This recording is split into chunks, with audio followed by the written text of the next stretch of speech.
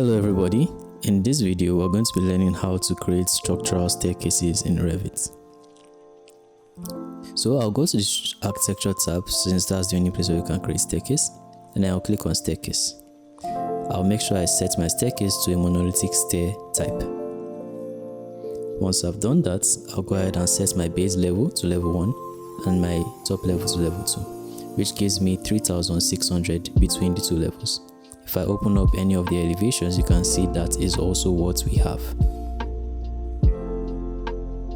I'll go back to the plan view. Then I'll set my desired numbers of risers. In this case, I want to use a total of, let's say, 24. If I click on apply, my numbers of risers will be automatically calculated, and then you can see my actual riser height is 150. I'll set my tread depth to be 300 as well.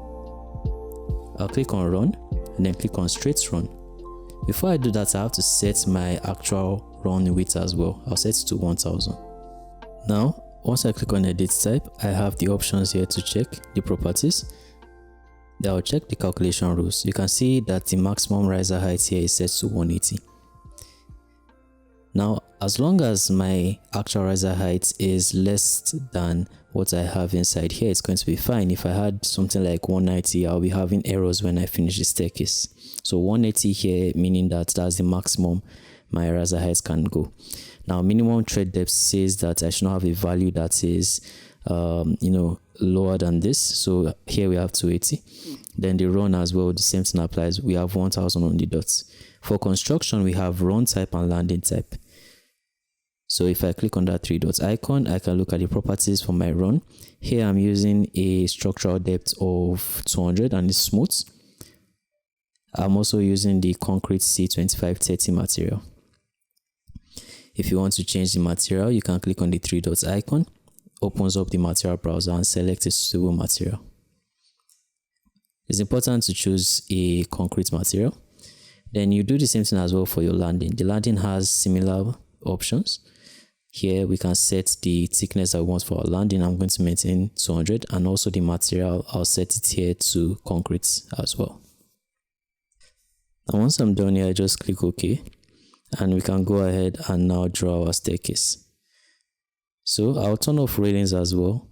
I'll set this here to none since we're just creating a structural staircase.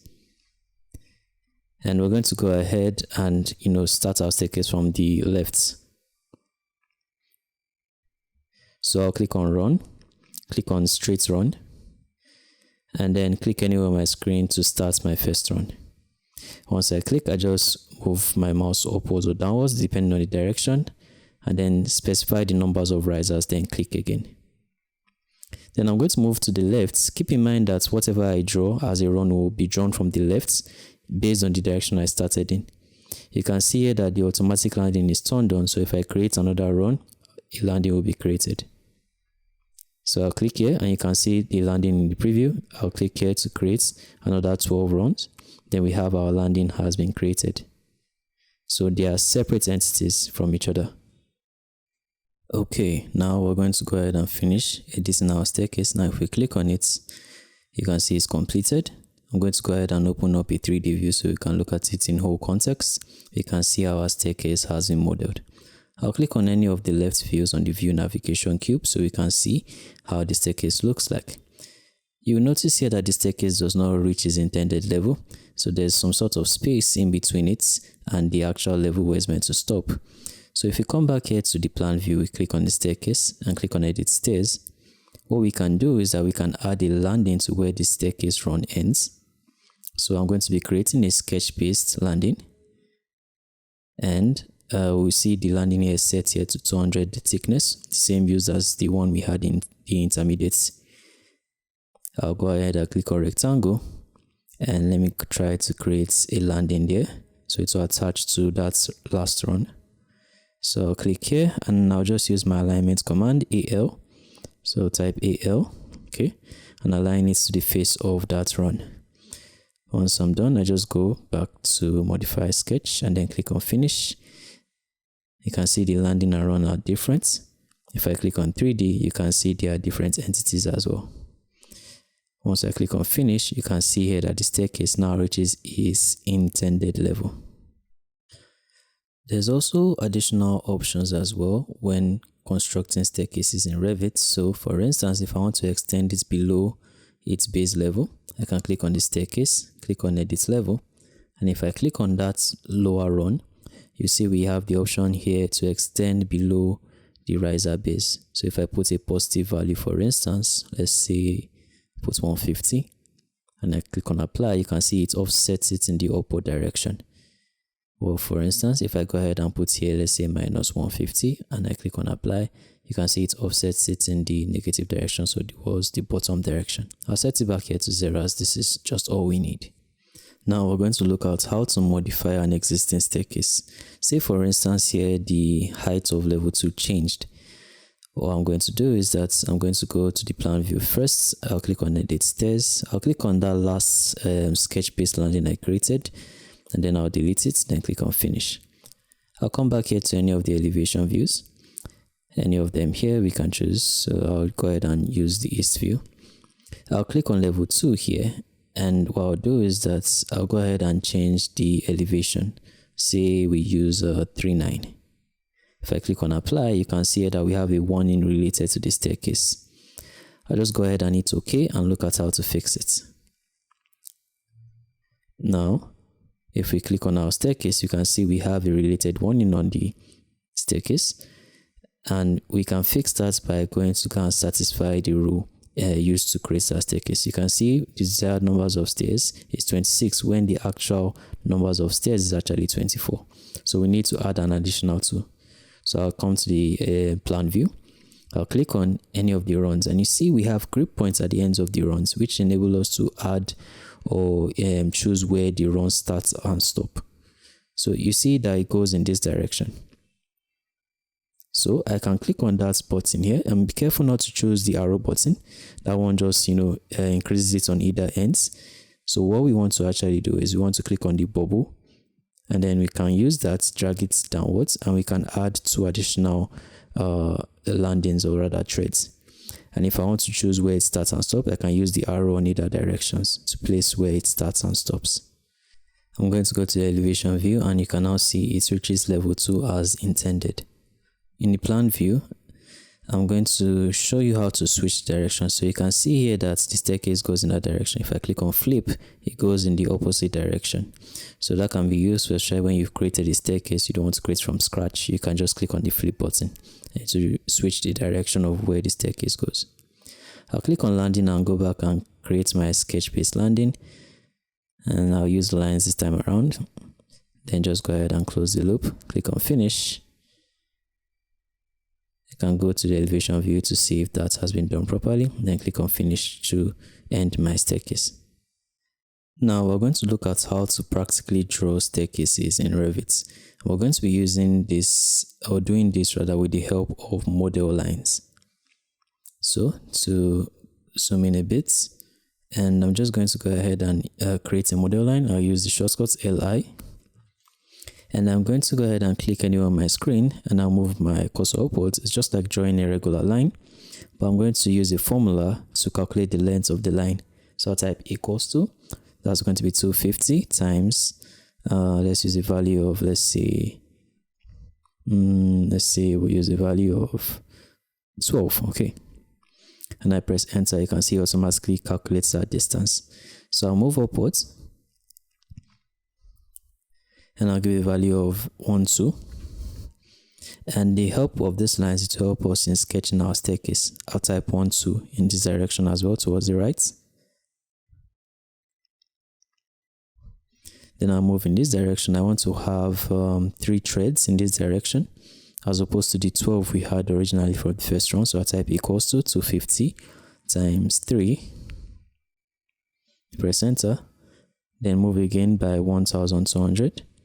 Press enter. Then I move downwards, press 1, 2, then move downwards. So here I don't need to actually specify the length. We could just get it once we are sketching our staircase. So I want to give the distance between the run. So that's going to be the run width. So I'll give a value of 1, 2. And this can be useful especially when we want to modify the width of our runs, especially after creating it. So I want to go up here, just come and snap it to that direction. It doesn't really matter because we have the first line. So I'll specify 1, 2 from here as well, that line. Then I'll move upwards and stop it here.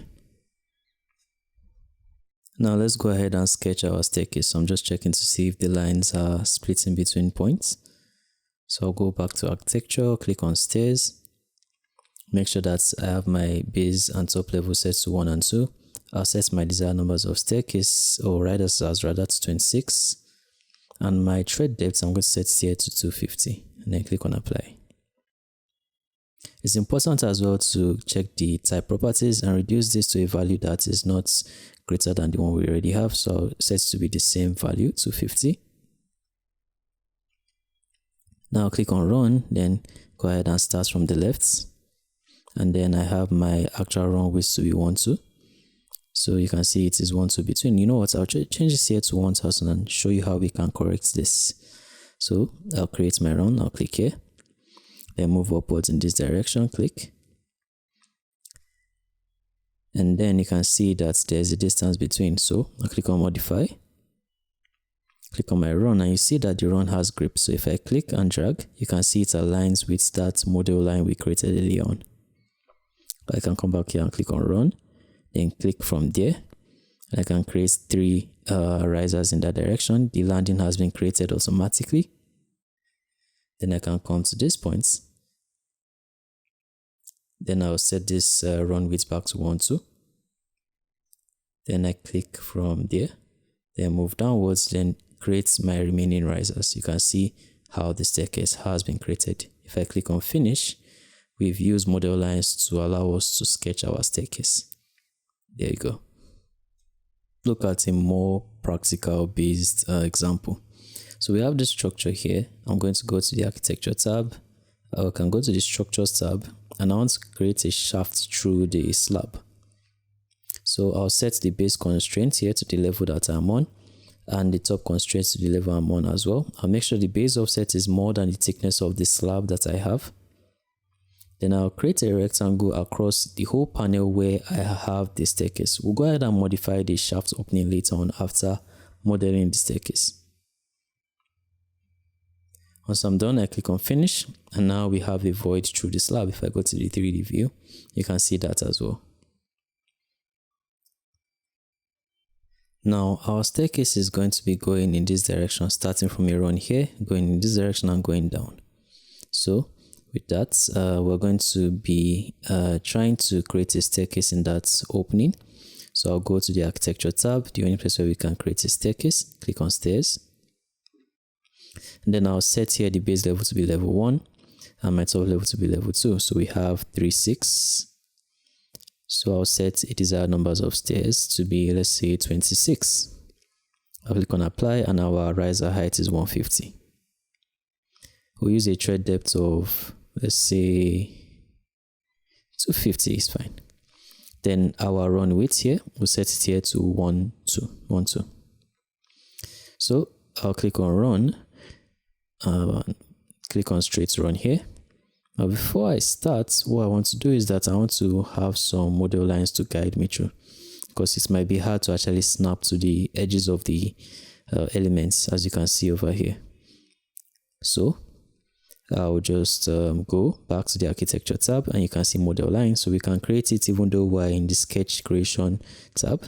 So I'll click here, anywhere there, then click, and I don't have to be specific, I just need somewhere to snap in between to create my staircase. I'll click on run again, click anywhere along that line to start my run. I'll go upwards in this direction and I want to have a number of 13 here. Then I'll go here and then create my second run. Click, oops, so it's too close, so the other run will enter the first one. So I'll press escape and move a bit away from the first run, then go ahead and create my second run. Now what I can do is that I can make a selection of those elements, the run and the landing. So I'll just make a selection like that. Then I'll use my move tool, MV, that's the shortcut. Select the base points of the end of the landing, then move it to that direction. So you can see now it's in the right position. Now I'll go and finish my staircase. And once we've done that, you can see now that the staircase reaches the level. We now have to modify the opening, so the shaft. So if I click on the shaft, I'll click on edit sketch, and I'll come and click on line to create a boundary where I have the run stop. So I'll just make a sketch along it like that. Then I'll use my trim tool to remove the lines I don't need. TR is the shortcut. So I just want a void in this direction. The other portions will be slabs. So I'll just select these two lines and delete it. Now I also want to show that there is a void there. So I'll click on symbolic line. Select any line style of my choice. I'll select hidden. And I'll make a line show up here in this direction. It's not going to affect the void, but it can be useful if you want to show where we have voids, open areas in within a shaft. Now I'm going to make a selection of the staircase and the shafts. I'll click on filter and remove the elements I don't need. So I just need the staircase and the shafts. And I'm going to mirror it to the other direction. So I'll click on my mirror draw axis. Click on copy to make sure that I copy it when I mirror. Click on that midpoint, then click in this direction. And now we have our shafts and staircase in the other direction. Now we're going to go ahead and create a shaft along where we have the structural wall.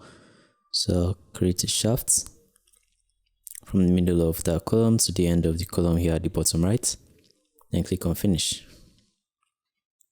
Check it out in the 3D view. So we have an opening around that area. So I'll go back here to the architecture tab. I'll click on staircase. And here I want to draw a run starting from here. And I want to first of all check the distance between the structural wall and the end of that beam. So I'll check it on all the three sides. So we have about 1500 mm in between. So with that information, I know what I would use to construct my staircase. So I'll click on run and I'll use a straight run. And I want it to be 1500 for my run width. And what I want to do is that I want to go in that direction. But before I do that, I'm going to go ahead and create a model line which will guide me along how I'll create my staircase. So I'm going to put here a line of 300. That'll be the width of each of my threads. And I'll just put one there, and then I can adjust it later on when I create the full staircase. I'll come back here and click on run, click on straight run, and start from the end here. I'll make sure here that I set my base level to level 1, top level to level 2, and then I'll set here my thread depth to 300, and I'll set my numbers of runs to 26. Now I can go ahead and construct my run. So I'll start from the end here, and I'll create only one run in that direction. Then I'll come over here to the edge, this edge here, and I'm having an issue snapping. So I'll come back here to the architecture tab. I'll go ahead and create a model line just to act as a construction line there. And I'll create one in this direction as well, just to guide. I'll probably put one here as well. Okay. All right. So I'll come back here, click on run, make sure it's on straight run. Then I'll click here to create some runs in that direction. Then I'll click here to create runs in this direction as well. There we go. All right. So I can click on the first run and I can drag the arrow backwards so I make them equally spaced. Okay.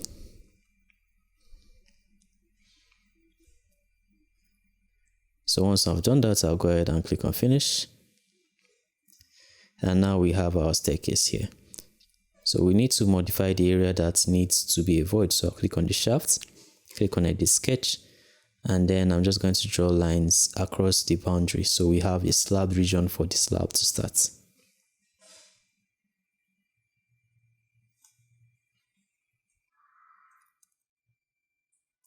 Just drawing lines around the boundaries.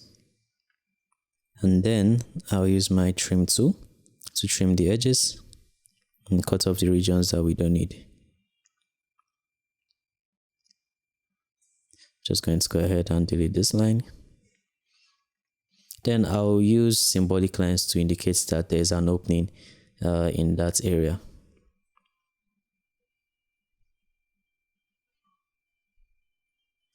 I'll click on finish. And now if I go to the 3D view, you can see here that the slab starts where it's meant to start and it connects to the staircase. I'll click on one of the model lines, right click, then click on select all instances in the entire project. Since they are construction lines, I'll delete them. Now I'm going to go ahead and edit the staircase. Let's try where they end, and I'm going to attach a sketch based landing so they connect to the slab above it. So I'll just go ahead and just use 250 as the width of that landing. It can actually be any value. Now close the loop and then finish my sketch based landing. So now that connects to the run. And it's going to be overlapping with the slab, but it's better that at least we know it's connecting to the slab. Okay, there we go. If I edit the shaft, I also want to as well accommodate for that area. So I'm going to use my trim command, trim the shafts opening. So it accommodates for that extra landing that I placed. Then click on finish. There we go. Alright, so let's check it out in 3D view. Orbit around. And you can see it connects properly. With the staircase selected, I can click on select levels and then make a selection over multiple levels that I want my staircase to be generated. Then if I click on finish, you will see it automatically generates that staircase to other levels. This is useful especially when you have levels that have the same heights. So I'll go ahead and change my shaft's top level here to level 7 so it cuts through all the other floors. And there you have it. That's how we model staircases in Revit. Like and subscribe and look forward to more videos.